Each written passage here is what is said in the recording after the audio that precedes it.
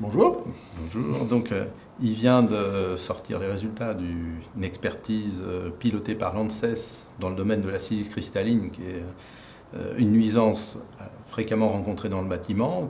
Quels sont les éléments saillants concernant la prévention vis-à-vis de ce risque? Alors, concernant la prévention, on peut mettre en avant, je pense, deux éléments. Le premier élément, c'est la constatation dans cette expertise que la valeur limite d'exposition professionnelle à la silice cristalline, qui est à 0,1 mg/m3, est insuffisante pour donner une protection suffisante des travailleurs exposés, et donc une recommandation de révision à la baisse de cette valeur limite. Et puis le deuxième chapitre de recommandations en termes de prévention, c'est la généralisation des mesures de prévention collective, notamment l'aspiration à la source, le travail à l'humide, y compris dans les chantiers mobiles, concernant plus particulièrement le BTP, et une évaluation métrologique poussée, plus systématique des chantiers, y compris après les mesures de prévention, puisqu'elles ne sont pas toujours suffisamment efficaces pour être en dessous de la VLEP actuelle. D'accord. Et par rapport aux médecins du travail, en termes de surveillance médicale, à partir de cette expertise récemment réalisée, y a-t-il des éléments nouveaux? Alors il y a effectivement des éléments nouveaux à la suite de cette expertise de l'ANSES. Alors il y a la confirmation de ce que l'on sait depuis longtemps, c'est le lien silice-silicose, le lien avec des maladies auto-immunes comme la sclérodermie systémique, comme le lupus érythémateux-disséminé. Mais il y a des éléments nouveaux. Le principal élément saillant, c'est la mise en évidence d'une relation silice cancer bronchique indépendamment de la silicose, avec dans certaines études une relation dose-réponse chez des patients non silicotiques qui est donc fortement en faveur de ce lien, associé au caractère génotoxique certain et direct de la silice cristalline sur le plan expérimental. Puis le deuxième point, c'est ce qui concerne la surveillance médicale, où là il y a plus de questions que de réponses, mais notamment la notion d'évaluation du scanner thoracique dans la surveillance des patients, des salariés exposés à la silice, qui aujourd'hui est posée en termes d'efficacité, parce que le scanner thoracique paraît plus sensible, mais il n'a pas été évalué, comme ça a été fait pour l'amiante, dans le cadre du dépistage des pathologies associées à la silice. Et de ton côté, alors, sur le cancer bronchique, quelles sont aujourd'hui les recommandations que l'on peut appliquer au secteur du BTP en termes de dépistage de cette pathologie?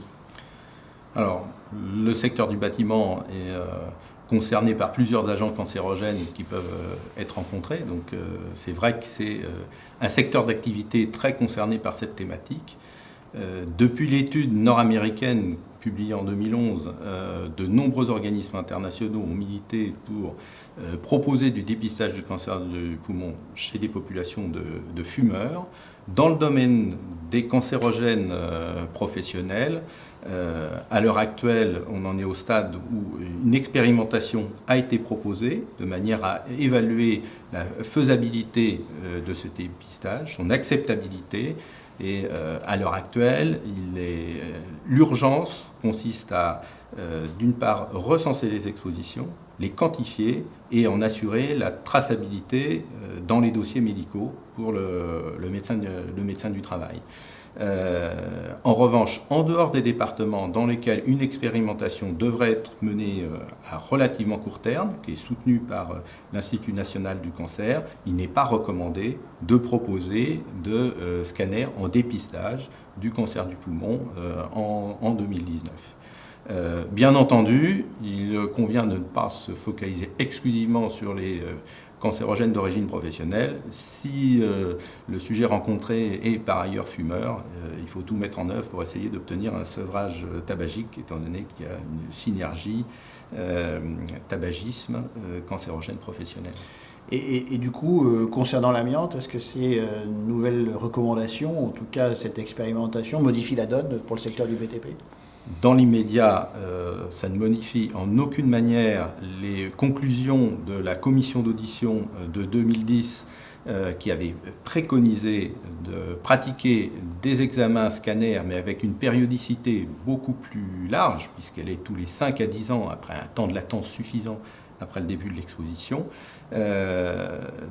L'objectif de la pratique de ces scanners étant, bien entendu, avant tout de rechercher des anomalies pleurales bénignes qui sont de loin la pathologie la plus fréquente après exposition à l'amiante. Et là encore, l'important est de répertorier ces expositions, les quantifier en termes de durée, en termes de fréquence, et d'en assurer la traçabilité dans le dossier médical. Eh bien, merci.